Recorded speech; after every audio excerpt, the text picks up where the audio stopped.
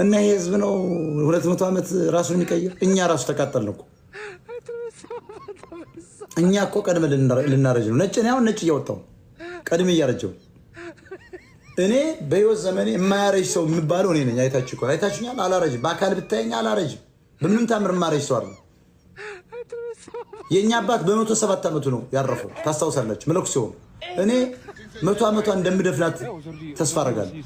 አደጋ ካልገጠመኝ አላረጅም። እንደውም እስከዚያ ቴክኖሎጂ ሊቀየር ነው። ስቴም ቴክኖሎጂ መጥቷል። ሀብታም ከሆን ወደ 20 ዓመት መልሳለሁ። እድሜ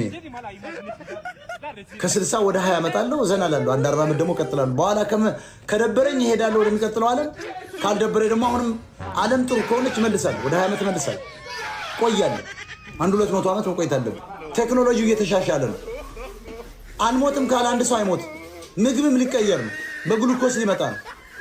እኔ እኮ በ24 ሰዓት አንዴ ነው የምበላ። የሚገርማቸው within 24 hours it's just only one times። አንዳንዴም አለ ምግብ በሽታ ሆኗል። እንደውም በግሉኮስ ሊመጣ ነው። በክኒን ሊመጣ ነው። በክኒን ተጀምሯል።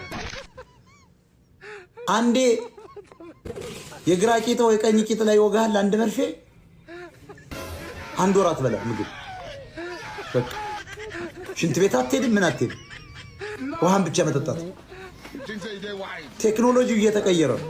በእንክብል ምግብ በእንክብል አንዲት ይችን የምታክል እንክብል እየተሰራ ነው።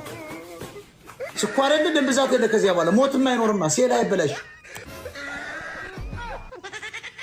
በውሃ ትውጣለህ። ጎመን ቅቀላ፣ ስጋ ክትፎ ምናምን ቁርጥ ቁረጥ የሚባል ነገር ይቀራል። በታብሌት ነው የሚንቀሳቀስ። ምግብ ወደ ታብሌት ይቀየር ነው።